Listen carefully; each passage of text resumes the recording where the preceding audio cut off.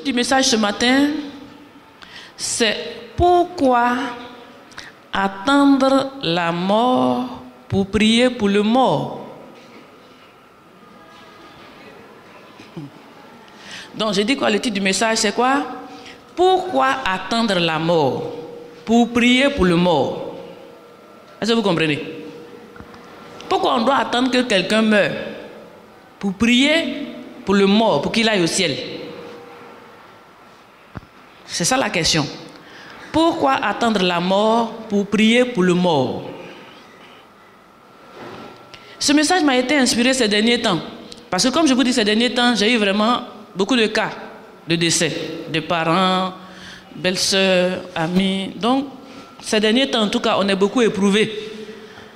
Donc, je suis presque tout le temps dans des histoires de funérailles.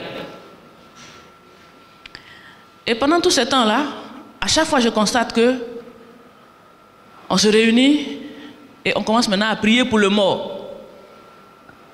On invite toute l'assemblée à adresser des prières pour le mort. Parce qu'il est mort. Et nous devons prier pour que Dieu l'accepte dans son paradis. J'ai même entendu comme ça dire par l'officiant du culte qui a dit quoi? Nous devons prier pour que Dieu lui pardonne ses péchés. Afin qu'il puisse rentrer au paradis. Amen. Donc, voilà que le mort est là. On est tous dans l'assemblée, le mort est là. Et on dit, prions pour lui. Pour que Dieu lui pardonne ses péchés. Là. Afin qu'il puisse rentrer au paradis. Donc voilà comment est-ce que le message m'a été inspiré.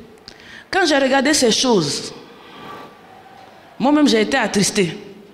J'ai eu pitié pour le mort. Malheureusement, il est déjà mort. Alléluia.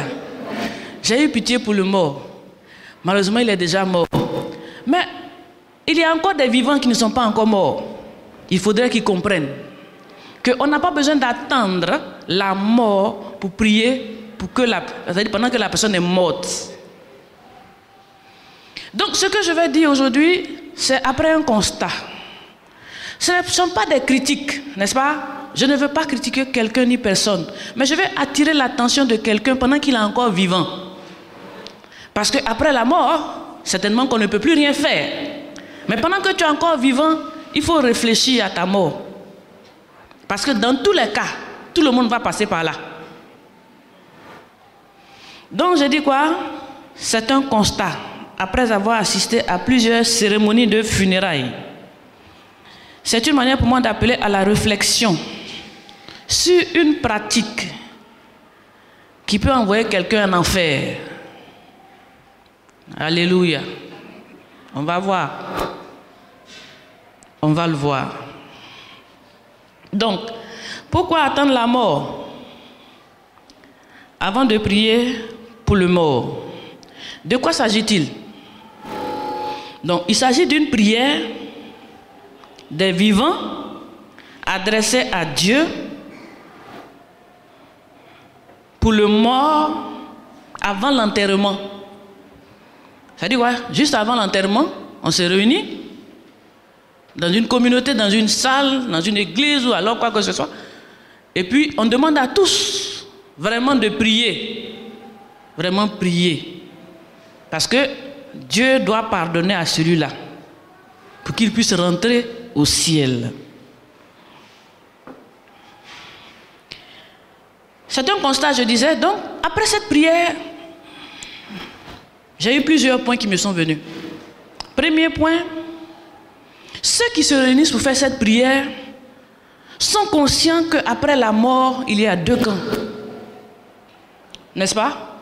Voilà, parce que si on fait rentrer le corps et qu'on demande à tout le monde de prier pour que Dieu pardonne, pour que la personne aille au paradis, c'est pour éviter quoi? C'est tout. Donc ceux qui invitent, ou alors ceux qui prient, ou ceux qui pratiquent, sont conscients qu'après la mort, il y a deux camps.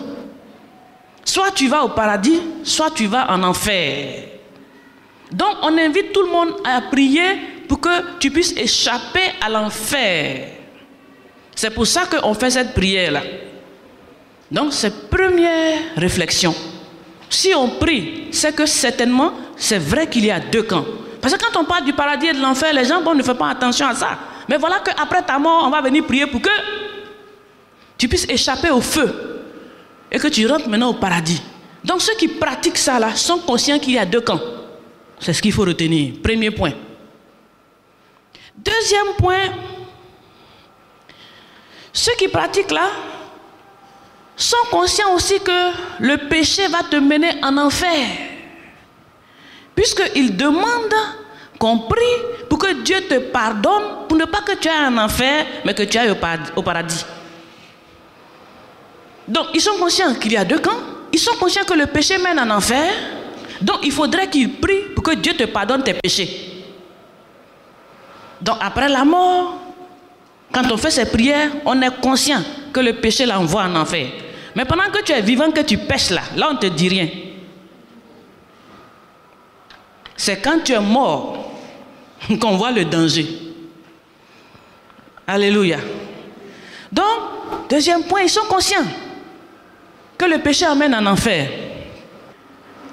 Troisième point, le fait même de demander des prières à Dieu, n'est-ce pas? Pour que Dieu pardonne tes péchés, c'est qu'on sait que toi tu es un pécheur. Vous êtes d'accord avec moi, non? Sinon, il n'y a pas de prière. Hein? Si on se réunit, on voit, et puis on dit de prier, c'est qu'on te connaît, tu es un pécheur. Sinon, on n'a pas besoin de faire une réunion pour prier pour les morts. Mais on demande à Dieu, ah, voilà l'affaire là qui est là maintenant. L'heure de vérité a sonné. Si on ne prie pas pour lui là, forcément on en fait. Donc on prie parce qu'on sait que toi là, tu es un pécheur. Ils sont conscients de ça.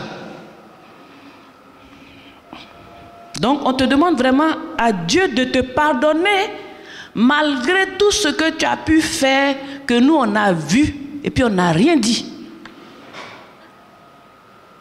Alléluia. Sinon, pendant qu'il vit là, nous tous on connaît. Si c'est un adultère, on connaît. Est-ce qu'on ne voit pas? Alors, si c'est un gangster, hein? Si c'est un voleur, si c'est un quoi encore? Si c'est un menteur, si c'est un quoi encore? Un hacker, ou alors un détourneur de fonds. Il a 10 000 maisons lui seul. Il n'a pas planté cacao ni rien. Enfin. Mais du coup, plein de voitures, les grosses trucs qui roulent dedans, fia. Nous tous on est là. Mais pour lui, il a 10 voitures, 10 maisons. Ah, c'est quoi? C'est magie? Donc nous tous on voit. Mais avant ta mort là, bouche fermée. Si on peut profiter de quelques miettes, on prend. Quand le temps arrive maintenant, Seigneur, le voilà, c'est fini. Pardon. Il ne faut pas regarder ses péchés. Il faut l'accepter au paradis. Il n'a qu'à aller continuer là-bas. Donc Dieu, malgré ses lois et ses commandements, malgré ses principes, on veut lui dire, Seigneur, pardon, laisse ça là. Oh, affaire de loi, c'est trop. Hein? Voilà, il est déjà mort, pardon. Il faut laisser ça faire, il va partir. Il faut le faire rentrer au paradis. Quatrième point. Il faut aussi dire que le concerné a certainement été baptisé. Parce que pour qu'on admette ce corps-là dans l'église, c'est qu'il est baptisé, n'est-ce pas? Je crois bien, hein? Il est baptisé. Sinon, normalement, je crois qu'on ne fait pas de prière pour toi, non? Oui. Quand tu n'es pas baptisé, on fait quoi? On ne te reçoit pas? Voilà. Donc, ce corps-là qui a été admis dans l'église est un baptisé, c'est pour ça qu'on l'admet, et puis maintenant on vient prier pour lui. Ça veut dire quoi? Que le baptême, on est conscient que le baptême là, ça ne te sauve pas. N'est-ce pas? Moi, c'est un constat, hein? Puisque la personne est baptisée, c'est pour ça même qu'il est dans l'église. Et qu'on vient prier pour demander pardon, pour que Dieu l'accepte. Donc le baptême là, duquel le frère a été baptisé, ne peut pas le sauver, ne l'a pas sauvé, on sait. Sinon on ne va pas venir perdre du temps à demander pardon pour ses péchés, pour qu'il aille au ciel. S'il avait été sauvé, si le baptême l'avait sauvé, on n'allait pas perdre ce temps à prier. Mais on sait que malgré qu'il a été baptisé, peut-être même qu'il a été baptisé bébé, donc il a duré dans le baptême là. On l'a fait bébé pour lui là. Pour toi c'est nouveau. Donc un vétéran de baptême, on le met, on dit, Seigneur, pardonne ses péchés, parce que là, si on n'a pas demandé pardon, il s'en en fait. Donc je constate que malgré le baptême du frère, il n'a pas été sauvé. Parce que son salut est maintenant en ballottage là. Si on ne prie pas pour que Dieu accepte, le frère s'en va en enfer. Donc on dit de prier pour que Dieu pardonne ses péchés. C'est ce que j'ai entendu. Hein? On dit prier pour que Dieu pardonne ses péchés et qu'il puisse rentrer au ciel. J'ai entendu ça. Donc son baptême là ne l'a pas sauvé. Donc le baptême ne sauve pas. Quand je suis rentré dans cette communauté, j'ai vu. Ils ne sont pas sauvés, même s'ils sont baptisés. C'est à la fin, on va prier. Et puis on va voir si Dieu va accepter. Alléluia. Un autre point, l'assemblée à laquelle on demande de prier. Parce qu'on a dit tout le monde doit prier d'un commun accord, n'est-ce pas? On s'est réunis là pour prier pour le frère, demandant à Dieu de lui pardonner ses péchés.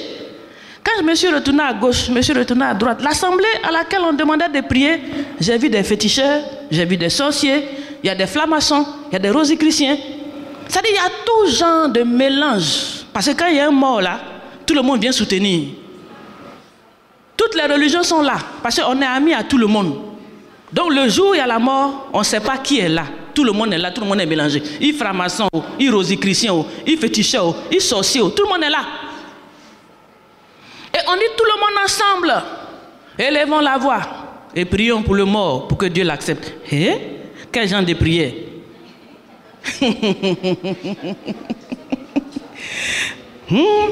Alléluia.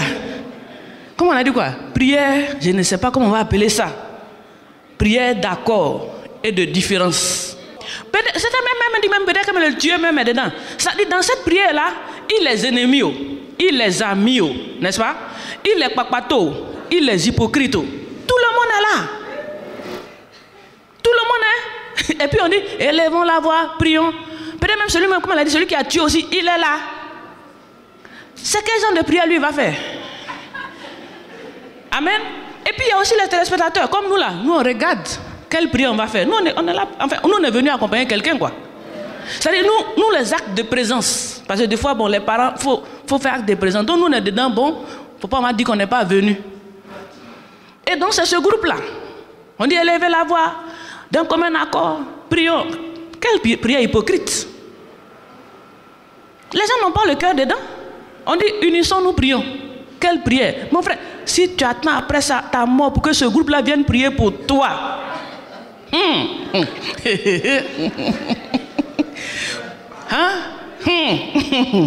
La suite. Maintenant, une chose encore qui me surprend. Quand on finit de faire la prière, l'officiant dit que, bon, il faudrait que cette prière soit continue. Donc, la prière coûtant 2000 francs, que chaque individu prévoit au moins 2 séances de prière pour le mort. Ça veut dire 2000 francs x 4. Au moins, après votre départ, ils vont continuer de prier pour que Dieu pardonne les péchés et que celui-là aille au paradis. Quand j'ai regardé la salle, environ 1000 personnes étaient là. J'ai calculé, je suis mathématicienne. 4000 fois 1000, ça fait 4 millions. Ça rapporte, oh.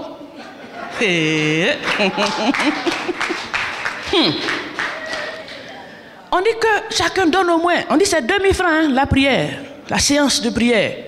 Prier pour le mort, pour qu'il aille au ciel. Oh, les gens sont touchés, ils veulent que leur mort aille au ciel. Je suis sûr qu'il y en a même qui ont donné plus de 4000. Oui, les boss là. Parce qu'il faut prier vraiment beaucoup. Donc, 2 séances, c'est pas suffisant. Ils vont mettre au moins 100 000. Priez pour lui, on le connaît, il n'a qu'à partir.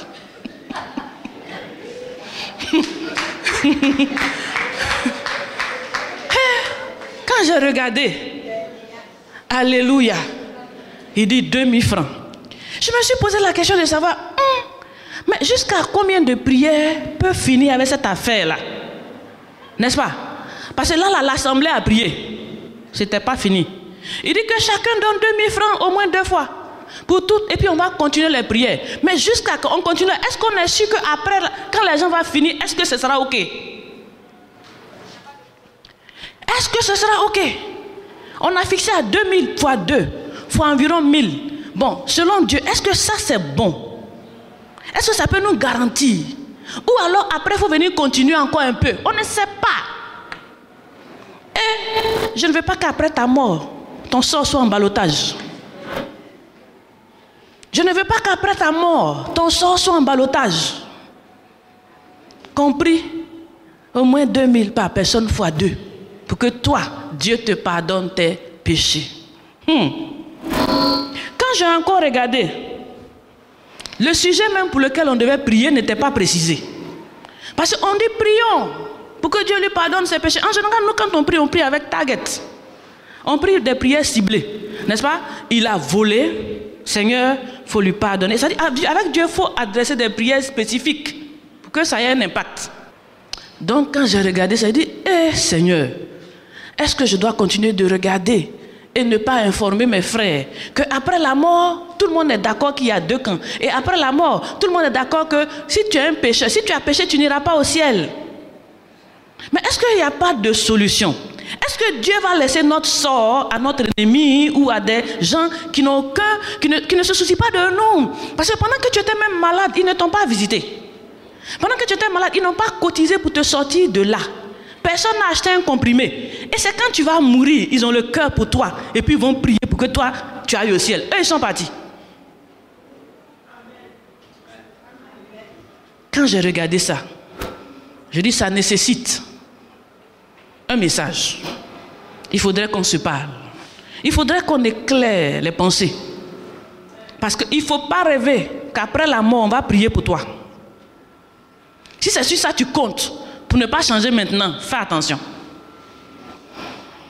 Donc, en deuxième point, ça c'était mon constat. En deuxième point, je vais analyser un peu la situation. Point 2, analyse. Tout ce qu'on fait doit vous interpeller. Vous devez réfléchir à la question, vous ne devez pas aller comme ça, comme des moutons. Il faut réfléchir. Surtout quand il s'agit de salut, il s'agit du paradis et de l'enfer, c'est ton âme. Ça là, il n'y a pas deux. On ne peut pas revenir derrière pour régler. Donc c'est des choses avec lesquelles tu ne dois pas jouer. C'est ta vie, c'est ton éternité. Soit en enfer, soit au paradis. Donc tu ne dois pas jouer avec ça. Donc quand j'ai un peu analysé, premier point. On vient pour prier pour que Dieu pardonne tes péchés, n'est-ce pas? Pour que Dieu, malgré tout ce que tu es, tout ce que tu as fait, il laisse tomber et puis maintenant il pardonne et puis te fasse rentrer au ciel. Et depuis combien de temps, je peux dire belle lurette, cette prière-là est faite dans la communauté, dans les églises. Cette prière est faite depuis très longtemps pour beaucoup de personnes. Ça a été fait. La question que je me suis posée, après cette prière, et si Dieu dit non? Parce que ces prières, on a adressé à Dieu, n'est-ce pas? Dieu peut dire oui, Dieu peut dire non. Ah oui. C'est pas parce qu'on a prié. N'est-ce pas? On vient prier pour le mort 7. On vient demander, on vient plaider devant Dieu. Pour que Dieu accepte de lui pardonner ses fautes et le fasse rentrer au paradis. Supposons que Dieu dise non. Est-ce qu'on a pensé à la question? Parce que quand on adresse une prière à Dieu, elle peut être oui ou elle peut être non. Ta prière ne veut pas dire qu'elle est oui devant le Seigneur. C'est parce que tu as prié que c'est oui. La preuve, les prières que tu pries maintenant là, tout est exaucé. Donc, si tout n'est pas exaucé, ça veut dire quoi? Quand tu pries à Dieu, Dieu, il est, comme on a dit, souverain. Il peut dire oui, il peut dire non. Donc, imaginez que pour ce frère, ces frères-là, on adresse les prières et puis le Seigneur, il dit non. Vous avez pensé à la question, où il va? Quand Dieu dit non, il va où? Tout le monde est là, avec cette prière-là. Pensez-vous que Dieu va dire oui? Moi, je suis presque certaine que c'est non. Et je pense que même l'officiant sait que c'est non. C'est-à-dire de donner beaucoup d'argent, on va continuer de prier des... Sinon, s'il savait que c'était oui, que c'était ok, c'est fini. Quelle histoire de donner l'argent encore pour continuer à prier? On a prié. C'est quelle prière qui finit, on prie, ça finit pas. C'est quelle prière on prie, ça finit pas. Donc, s'il savait que Dieu dit non à ton parent qui est couché là, sache qu'il s'en va en enfer. Donc, tous ceux pour qui on a prié dans les églises, que Dieu a dit non, imagine où ils sont partis, en enfer. Parce que la prière là ne veut pas dire que Dieu va dire oui. Si vous connaissez un serviteur de Dieu qui fait 100% en prière, il faut me le montrer, j'allais là-bas. Parce que moi, j'ai des prières que je fais 8. Même Jésus n'a pas eu 100% en prière. Il a dit, Seigneur, non pas ma volonté, mais ta volonté, toi. Jésus ne voulait pas aller à la croix, il a prié. On dit, il a prié car l'Esprit est devenu du sang. Le Fils de Dieu. Sa prière n'a pas été exaucée à 100%. Donc, quels sont ces hommes de Dieu qui vont prier? Et puis vous croyez que Dieu va dire oui. Si vous trouvez quelqu'un qui prie à 100% oui, il faut me le montrer. Donc, si ces prières-là, si Dieu dit non, comment on dit quoi? C'est gâté. Parce que la personne ne va plus se réveiller. Elle s'en va directement en enfer sans embouteillage. Si Dieu dit non à cette prière-là, ça dit ton parent là, c'est foutu. C'est un enfer, il est parti. Donc réfléchis à la question. Moi je connais des hommes aujourd'hui. Une fois je suis allé comme ça à Bassam avec quelqu'un. Je ne sais pas qu'est-ce qu'on allait faire, puis on est passé vers le cimetière. En fait, il devait aller nettoyer ou bien je ne sais pas quoi, mais la personne était morte, il y avait presque 100 ans, et elle continuait d'entretenir le lieu, 100 ans passés, hein, et elle continuait de prier et de demander des prières, 100 ans passés. Parce qu'il y avait toujours un peu de moyens pour continuer de prier. Donc la personne est morte, et le fils aussi est mort. C'est le petit-fils qui faisait ce travail-là. J'ai dit, en quelle année la génération va arrêter ça? 100 ans. Il y a des gens pour qui on continue de prier, ceux qui ont les moyens là. On continue de demander des prières pour eux, ceux qui ont les moyens. Mais ceux qui n'ont pas assez de moyens, il y a longtemps on a arrêté les prières. Short. Ça va, s'ils vendent en fait cadeau, il n'y a rien. Alléluia. Quand j'ai réfléchi à cette affaire, je dis, cette affaire-là, écoutez, 4 000, 2 prières fois 2, 4 000 fois 1000 personnes, 4 millions pour un corps. Dans le week-end là, si tu as un 10 corps, ça te fait 40 millions. Écoutez, on peut créer 102 prières des morts. Comment on appelle ça? On peut créer un CPP, un centre de prière pour les morts, n'est-ce pas?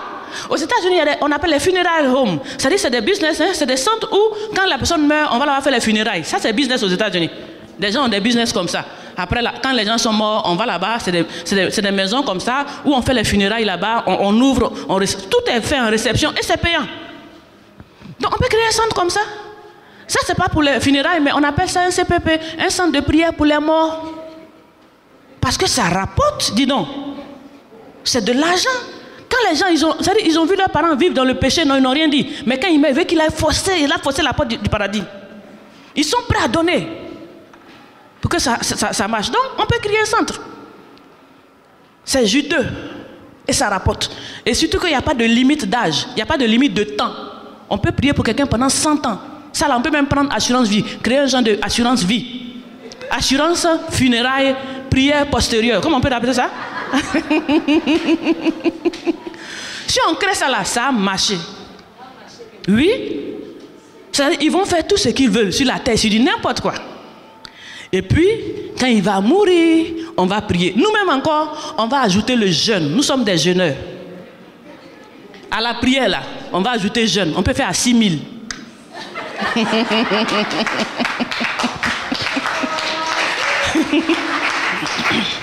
Aïe. Nous là, les hommes de Dieu, hein, ils peuvent s'arrêter 24 heures prier, vrai chaud là. Amen. On va forcer la porte du ciel. Alléluia. Donc, si Dieu dit non, catastrophe. Première analyse. À supposer que Dieu dit non, la personne va directement en enfer. Parce que ça, il n'y a plus de négociation. C'est ton terminus. Si tu as laissé ton parent mourir avant qu'il ne fasse la paix le Seigneur et qu'on vienne prier pour lui et que Dieu réponde non, mon cher, c'est terminé. C'est l'enfer direct. Deuxième point d'analyse. Comme je dis, est-ce que la prière des officiants là est exaucée à 100%? Parce qu'avant de confier ton avenir, ce genre d'avenir à quelqu'un, il faut t'assurer au moins que ces prières sont exaucées 100%. Parce que c'est le dernier point. C'est la dernière limite. Après ça, il n'y a plus de choix. Donc avant que toi qui es encore vivant là, tu crois en cette prière, c'est que tu as trouvé au moins l'officiant. Je veux dire quoi? Le serviteur de Dieu, qui lui quand il va prier pour dire à Dieu pardonne ses péchés, Dieu va dire je pardonne. Même si c'est un voleur, à cause de toi je laisse. Donc trouve cet officiant là. Mais je ne crois pas que sur la terre, quelqu'un peut dire qu'il est exaucé à 100%. Parce que même Jésus n'a pas eu exaucement à 100%. Dieu a dit non. Tu vas passer par la croix. Et je dis aussi quoi? Je connais des morts qui jusqu'à aujourd'hui on continue de prier pour eux. Donc, je ne sais pas combien de quantité d'argent tu vas mettre de côté. Si tu es pauvre, sache que pour toi ton cas restera scellé. Parce que tes parents n'auront pas les 2000 par personne fois 2. Ils ne vont pas continuer de demander des messes pour toi, ni des prières pour toi. Et là, tu es foutu. Parce qu'on ne peut pas continuer. Ça veut dire quoi? Puisque la possibilité de continuer existe, ça veut dire quoi? Le cas n'est pas encore réglé.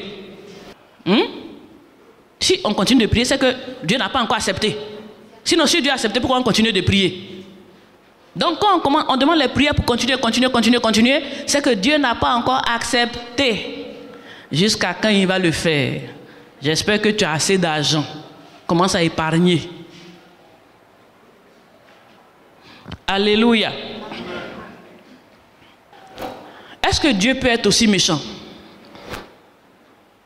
Est-ce que Dieu peut être aussi incertain? Est-ce que notre salut peut être aussi incertain? Est-ce que Dieu ne peut pas régler la question autrement? Est-ce que Dieu n'a pas prévu autre chose pour être sauvé? Une autre manière d'être sauvé? Sans compter sur des vivants qui prient pour des morts qu'ils ont vus dans le péché, à qui ils n'ont pas pu dire de changer de voie. Troisième point, que dit la Bible? Donc, que dit la Bible en troisième point? Pensez-vous que Dieu n'ait pas de solution pour notre salut? Parce qu'avoir cette pratique, c'est comme si Dieu n'a pas de solution réelle.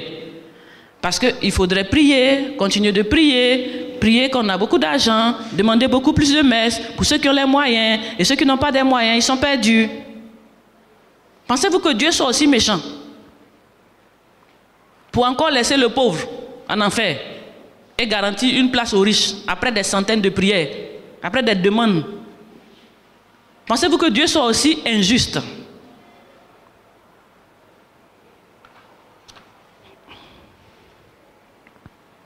Quelle est la solution? La Bible dit que le salut est personnel. Vous savez ça, non? Voilà. Ça dit que quand tu meurs, ou que tu sois vivant, ton salut, la question de comment tu seras sauvé là, ça dépend de toi uniquement. C'est ce que ça veut dire. Ton salut là, il est personnel. Le salut n'est pas une affaire où on prie pour quelqu'un. Si on pouvait sauver, on allait même peut-être déjà sauver nos enfants. L'homme a envie de sauver ses enfants, hein? On allait garantir le salut de nos enfants avant nous-mêmes. Mais le salut, c'est une affaire personnelle. C'est toi et puis Dieu. Celui qui t'a donné l'âme là, c'est à lui que tu vas rendre compte. Personne ne va intervenir, puisque chacun cherche sa propre tête. On est tous sur le même pied d'égalité. Tous venus de Dieu, tous repartant en Dieu. Chacun va répondre de ses actes. Est-ce que tu auras le temps même de regarder à côté, à gauche, à droite, pour voir si quelqu'un est sauvé? Tu as fini de régler pour toi. Le salut est personnel. Chacun va répondre. La Bible dit quoi? Chacun va répondre de ses actes. Chacun va répondre devant Dieu de la vie qu'il a menée sur terre. Donc pendant que je suis en train de répondre pour moi, je ne peux pas répondre pour toi. Oh. Pour moi-même que j'ai chargé là, il faut que je décharge. Le salut est personnel. Personne ne va prier pour toi pour que Dieu te laisse rentrer au ciel. C'est une affaire personnelle. C'est toi-même qui vas régler ça. Hébreux 9, 27 dit quoi? On va lire. Et comme il est réservé aux hommes de mourir une seule fois, après quoi vient le jugement. Alléluia. Vous avez compris? Ça dit quoi? Tout homme doit mourir, n'est-ce pas? Tous les hommes mourir une fois. Et après la mort, pam, voilà, fait, le tribunal est là. Tu vas être jugé. Tout ce que tu es en train de faire là, fais le bien. Mais sache qu'après la mort vient le jugement. Dieu va te juger. La vie que tu es en train de mener là, mène ça bien. Mais sache que après la mort vient le jugement. Tu ne vis pas pour quelqu'un, tu ne vis pas pour pasteur, tu ne vis pas pour prêtre. Non, tu vis pour toi et le compte rendu à Dieu. Donc après la mort, ce n'est pas le temps de prière, c'est le temps de jugement. Après la mort, tu seras jugé. Et je ne pense pas que des prières pourraient encore monter pour que Dieu pardonne tes péchés. Lisons Luc 16, 27 à 30. Voilà. 27 à 30. Sinon, marquez Luc 16, 19 à 30. Lisons. Luc chapitre 16, verset 27. Le riche dit, je te prie donc, Père Abraham, d'envoyer Lazare dans la maison de mon père, car j'ai 5 frères. Verset 28. C'est pour qu'il leur atteste ces choses, afin qu'ils ne viennent pas aussi dans ce lieu de tourment. Verset 29, Abraham répondit, ils ont Moïse et les prophètes qui les écoutent. Verset 30, et il dit, non, Père Abraham, mais si quelqu'un de mort va vers eux, ils se repartiront. Alléluia. C'est une situation que nous a relaté Jésus. 2 personnes sont mortes, un riche, un pauvre. Le pauvre s'est retrouvé au paradis, le riche s'est retrouvé en enfer. Donc le riche a dit, est-ce qu'on pourrait... Il a demandé pardon d'ailleurs, il a dit, aie pitié de moi. On n'a pas accepté son pardon. Vous allez voir, il était en enfer. Il a demandé si on pouvait avoir pitié de lui pour ne serait-ce que lui donner de l'eau. Même pas le faire passer, parce que là c'est impossible. Abraham a dit c'est impossible. Quand tu meurs, dès que tu tombes ou tu dois tomber là, on ne peut plus te faire passer d'un camp à l'autre. C'est fini. Après la mort, tu es jugé et automatiquement tu es transféré, comme on dit. Quand le truc sonne, bang, on fait tes totos. Les ordinateurs de là-bas, ça ne perd pas le temps. Parce qu'il faut te redirectionner là. Donc après la mort, il n'y a même pas de discussion. Pendant que tu vis là, nous tous, ça dit là-bas, on enregistre, hein? Tout est enregistré. On sait ce que tu fais. Peut-être qu'il y a des choses même que toi tu as oublié. C'est pas oublié, c'est là-bas. Donc quand la mort vient, bang, les totos, allez, il y en a d'autres qui arrivent. On fait vite. Amen. Et voilà le riche. Il dit, est-ce qu'au moins je ne peux pas avoir un peu d'eau à boire? Et pitié, on dit, il n'y a même pas pitié, même une goutte d'eau ne donne pas là-bas. Tu vas périr dans ton feu. Et le pauvre sera dans le sein d'Abraham, dans le paradis. Donc le riche a vu ça, il a dit, comment je vais faire? Si pour moi-même c'est fini, j'ai encore 5 frères dans la maison de mon père. Pardon Abraham, il faut envoyer leur parler. Il faut aller leur dire que où je suis là, je ne souhaite pas que quelqu'un me trouve ici. Donc Abraham, pardon, envoie quelqu'un. Abraham dit, je ne peux pas envoyer quelqu'un. Les prophètes et les serviteurs de Dieu qui sont en train de parler là-bas, ils n'ont qu'à les écouter. Il dit, pardon, si tu envoies quelqu'un leur parler, peut-être ils vont changer. Parce que je les connais. La vie que j'ai menée, puis ça m'a envoyé ici, là, c'est même ce qu'ils sont en train de faire là-bas. Donc Abraham, pardon, il faut envoyer quelqu'un leur parler. Il a dit quoi? Le dernier verset. Non, Père Abraham, mais si quelqu'un des morts va vers eux, ils se repentiront. Qu'est-ce que ça veut dire? Ça dit que pour que quelqu'un soit sauvé, il faut qu'il se repente. Voilà la clé. C'est la repentance seule qui va te faire rentrer au paradis. Ce n'est pas prière de quelqu'un. Ce riche-là, je suis sûr qu'il a laissé beaucoup d'argent en bas. Peut-être même les parents sont en train de prier fort, fort, fort. Ils ont payé messe. Mais même une goutte d'eau, il ne trouve pas à boire là-bas. Pourtant, il a laissé beaucoup d'argent. C'est un riche. Mais il a dit, si quelqu'un s'en va, peut-être qu'ils vont se repentir et puis ils ne vont pas venir me trouver ici. Donc, le seul moyen pour que tu sois au paradis avec le Seigneur, c'est par la repentance. Ce n'est pas par prière d'un pécheur. Parce que Dieu n'exauce pas les pécheurs. Ceux qui se réunissent pour prier pour toi là, qui sont-ils devant le Seigneur? Ce sont des saints. La Bible est claire que Dieu n'exauce pas les pécheurs. Donc les mêmes voleurs se sont réunis là, les mêmes adultères sont dans la salle et c'est eux qui vont prier pour que toi tu ailles au ciel. Où tu as vu ça? Ceux qui prient pour toi là, tu ne connais pas leur vie? L'assemblée que moi j'ai vu, quelqu'un a demandé de prier là, il faut regarder comment ils sont. Peut-être même qu'un est venu même à gauche, à droite, ils sont dans la salle.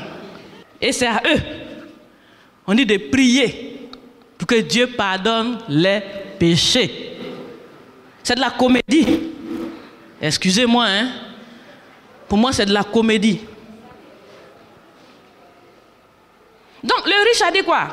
Ils vont se repentir. La seule façon de rentrer au paradis, c'est par la repentance.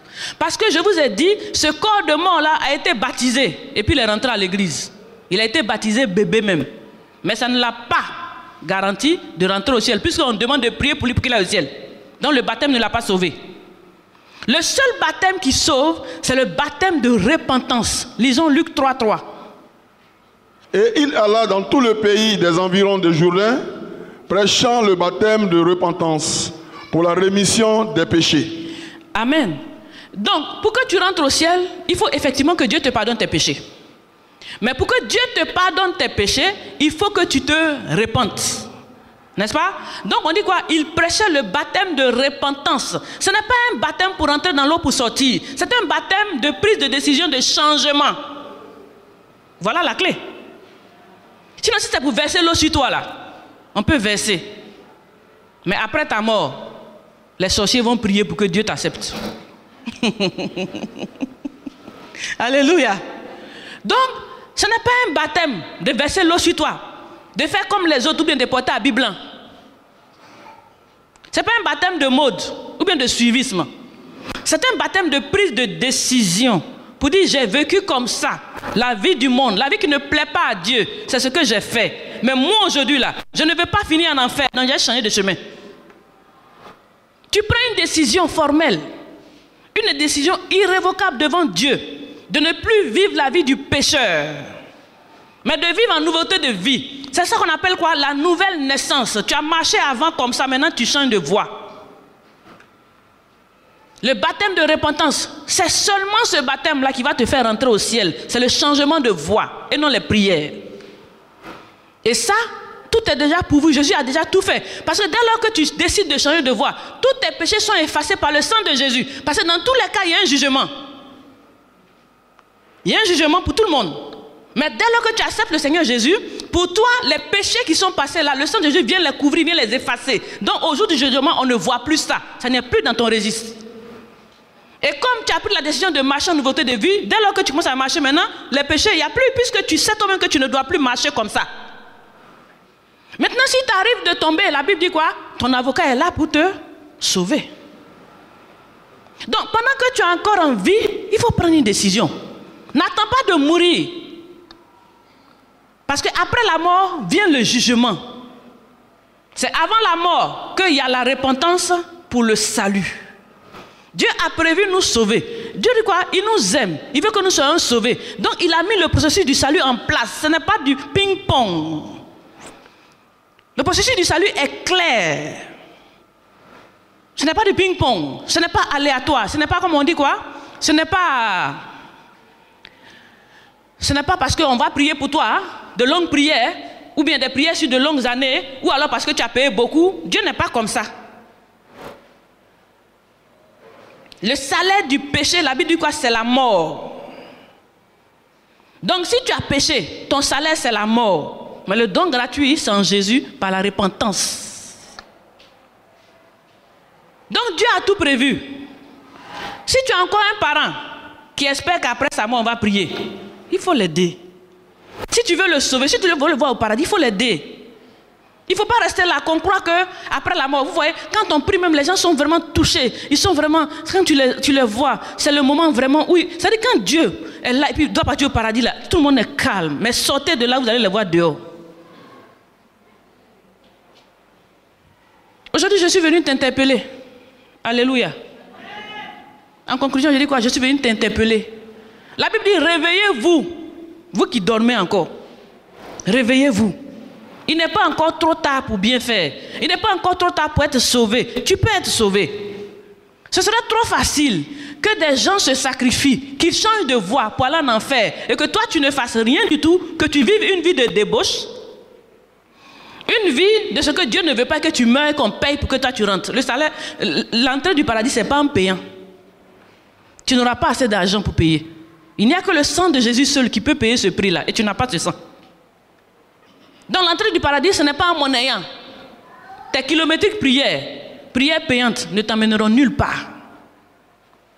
C'est le détour, demi-tour, Regardez le péché. C'est doux, hein? Quelquefois, c'est doux, hein? Amen. Regardez le péché et puis dire, j'ai fini avec toi. Regardez la vie du monde pour dire, stop. Je pense à mon avenir. Je pense à mon éternité. Je veux vivre avec Dieu. Ce temps éphémère là, je ne veux pas. Je préfère penser à l'éternité avec le Seigneur. Je ne veux pas finir en enfer comme le riche. Je ne veux pas brûler dans le feu. Si les gens le font, c'est que c'est la vérité. Il y a un enfer et un paradis. Si les gens prient, c'est que c'est la vérité. Donc si toi tu crois que c'est un jeu, à bon entendeur, salut. En tout cas, moi j'ai parlé. Je t'ai prêché. Et je prie que tu l'entendes. Que tu te détournes. Que tu donnes ta vie à Jésus. Que tu penses à l'avenir. Toutes ces choses du monde ne sont rien comparé à ce que Dieu nous a préparé. Il a dit, je m'en vais vous préparer une place. Il n'a pas dit, je prépare la place et les gens vont prier pour vous que vous rentrez. Non. Parce que nous l'avons accepté. Nous avons accepté de vivre cette vie de sacrifier au monde. Nous sommes des sacrifiés du monde. Sinon, nous voulons bien faire comme le monde fait. Mais nous connaissons la voie du monde. Nous connaissons la finalité des choses. Donc nous avons décidé de nous retirer. De nous patienter. D'attendre. D'espérer qu'un jour viendra où Dieu va nous enlever et que nous serons avec lui. C'est une décision. Alléluia. Je dis quoi? On ne peut pas attendre la mort avant de prier pour le mort. Mais on peut parler au futur mort pour qu'il change de voie, pour qu'il soit sauvé. Que Dieu te bénisse.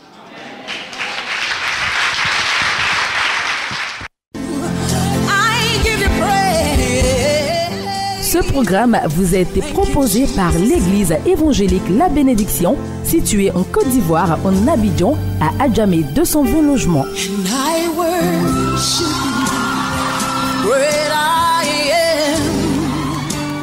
Vous avez été touché par ce message et désirez vous procurer les DVD. Contactez-nous au +225 40 15 89 32 04 42 15 55 www.labénédiction.com. Dieu vous bénisse.